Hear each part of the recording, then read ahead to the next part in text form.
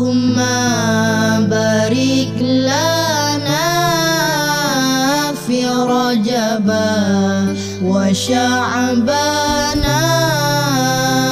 وبلغنا رمضان وحصل مقاصدنا.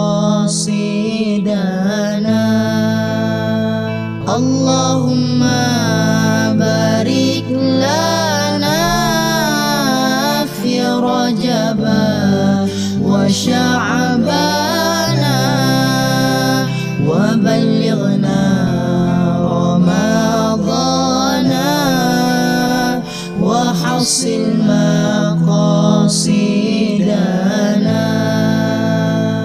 اللهم بارك لنا في رجب وشعبان وبلغنا رمضان وحصل مقاصدنا.